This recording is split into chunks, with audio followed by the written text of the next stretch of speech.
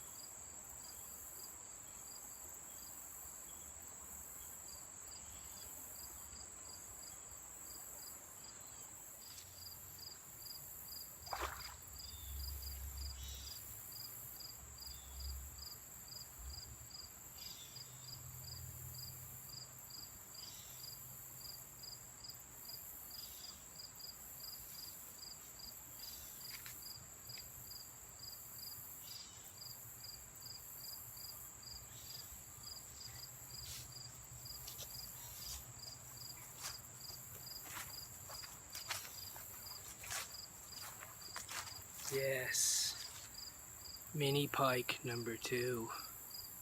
Engulfed that bait down, so he did. Beauty. Alright, let's unhook him and let him go.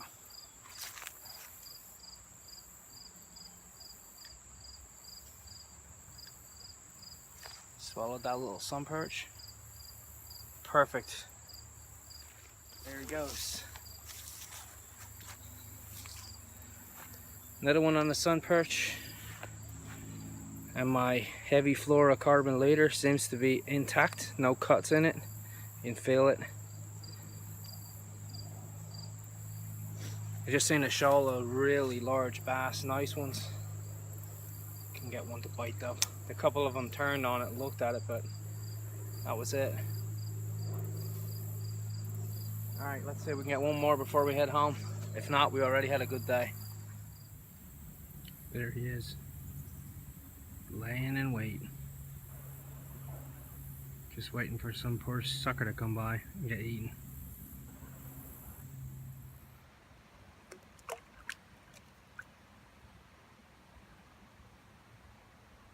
Here he comes.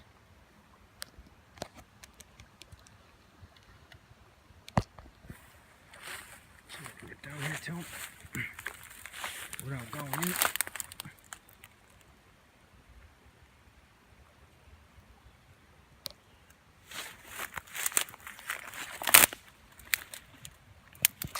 Ooh.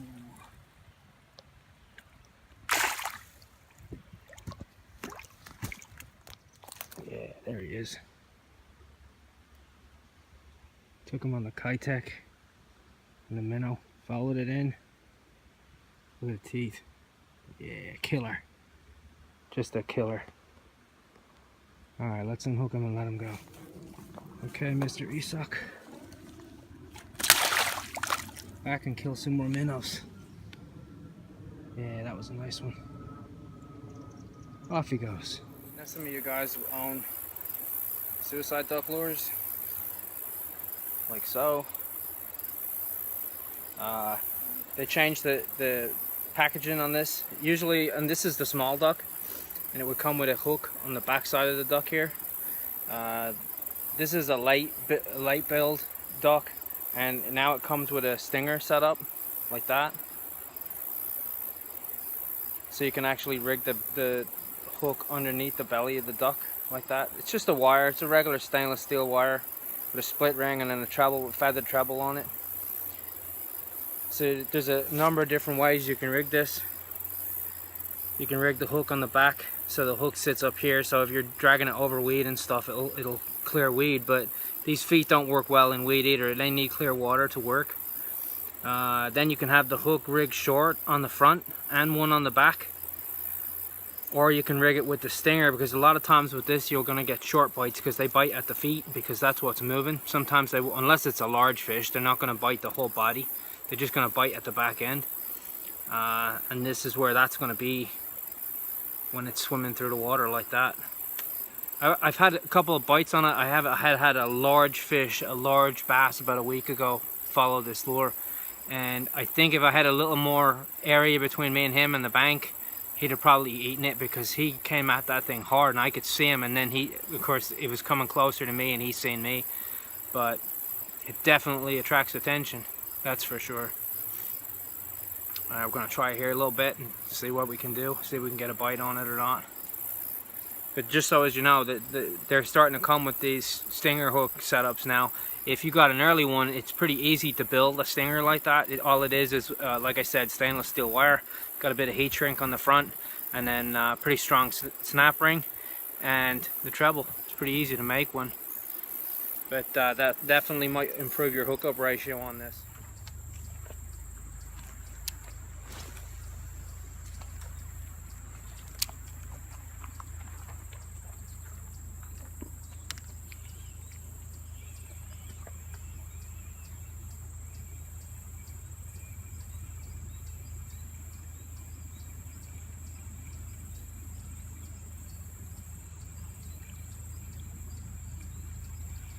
How funny is that? That's the smallest bass I've caught all year long. Maybe if I do the old Jimmy Houston. There, he's a 5-pounder. Alright, let's put him back. That was funny.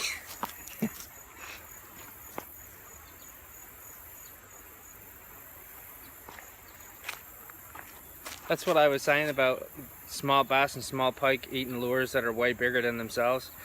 This is actually the lure that little fish took. He's almost as big as him, and he swallowed it.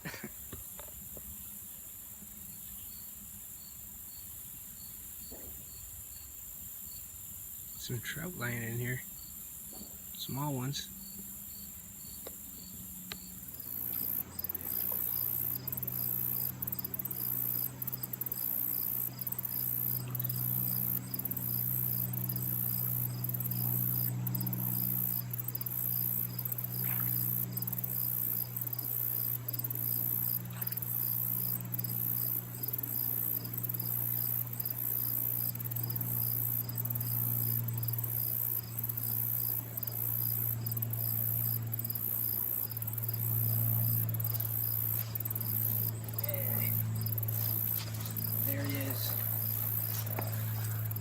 The perfect predator in miniature. Look at the teeth. Oh yeah, he will do a number on you. That's why I'm holding him by the jaw here, not by the mouth. Unhook him. One quick look. That's the last thing a lot of little minnows see right there. Alright, let's look at him back.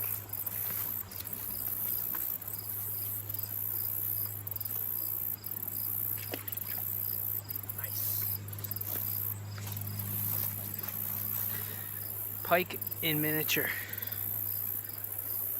Show you the rig I'm using here with a fluorocarbon leader. And this used to be before it was shredded. Using a 8-ounce jig head.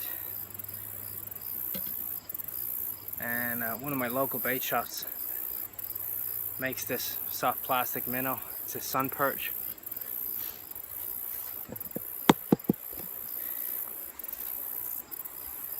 Yeah, one of my local bait shops makes this little minnow. It's in sun perch color. It's pretty similar to a Reaction Innovation skinny dipper. Works really well. Man, that's a killer bait. Caught a lot of fish on there. Okay, there it is, rigged for action again. See, it's got a nice flake color in it. It's sunny today, man. It's hot today. Middle of September. Last week it was in the 40s. This week it's in the 80s. Let's see if we can get another one. Okay. Ooh, you can see a big bass V in the water there. One more tip for using these soft plastics for the little pike. And bass, sometimes this will work too. A lot of times pike will follow a bait, or a muskie will do the same thing. They'll follow the bait for a long distance and they won't take it. They'll just come up behind it where the fish can't see it. They'll always want to attack from its blind side, which is usually behind it. Now sometimes what they'll do is they'll sit and wait and they'll ambush it from the side. But a lot of times if they're laying on the bottom and the bait comes over the top of them, they'll come right up from behind it and then engulf it this way. Sometimes if you get a follower and he's following the bait and he's not taking it, a lot of times if you stop reeling it and just let it sink real slow, this is a pretty light jig head on here. I've only 8 ounce, so it's going to sink very slowly. And I found a lot of times that if you stop the bait and the bait starts to drop, or it just barely rests on the bottom, the pike will come in behind it and boom, he'll just engulf it from behind. Sometimes that can get you a strike or two, where ordinarily they're just following the bait, especially in clear water. I can't resist. I got to take a cast here. There's bass schooling. The bass already gave me the slip today.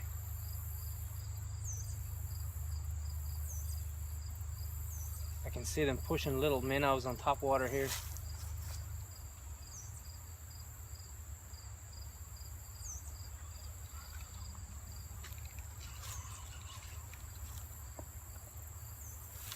I ain't that lucky. There, and you can see his head. That is a large turtle there. It's a big one. He'll go 25 pounds easy. That's a large turtle. Just see his head sticking out of the water there. Oh, right there. That's a thing. Look at that perfect little river smallmouth on the Kitex swim bait. Right out of the rapids. Beauty. There's another beautiful smallmouth from the river. Alright, let's let him go. Woo! Nice. We're waiting in this pool here. There's 2 of them I've caught in a row. Beauty. Water's really high. Last year, if you look at some of my videos, I could walk right out here. I could walk out to there. Can't do that this time, but man, the fish are biting in the river. They weren't biting in the canal. There he is. 3rd pristine smallmouth bass from the river in about 3 minutes. You have to excuse how I'm filming because I'm kind of balanced out over the water. Alright, let's unhook him and let him go. Okay. You know, I'd mentioned in some of my other videos that I was trying out this fluorocarbon trace. Today I fished an area of the canal. I fished 2 stretches of the canal. I got 1 big blow up on top water. I had 1 big fish, big mammer jammer fish. Follow a new lure I was testing out, a suicide duck from Savage Gear. Big bass. Oh, he was a mondo. Anyway, fishing this little section of river here. Didn't catch any fish all day. Came to the river and it's still pretty high. You can see behind me. Usually I can walk out like to 8-9 feet maybe 8 feet out there and not get wet. So the river is at a pretty good level. But I know this little pool here holds some smallmouth bass, and with my little fluorocarbon leader here, and this water is, I mean, gin clear water. I got 3 smallmouth bass in less than 3 minutes. So I would say the fluorocarbon definitely works for the leader, especially as regards to fish seeing it, because the smallmouth here are pretty finicky. And this, like I said, this water is like super clear. It is super clear. The river itself is not that deep. It's only, it has deep holes, but the average depth is probably 4 to 5 foot. In towards the bank here, it might be only 3 foot. Then you're going to get deeper holes, maybe to 7 to 10 foot. You get scour holes and stuff.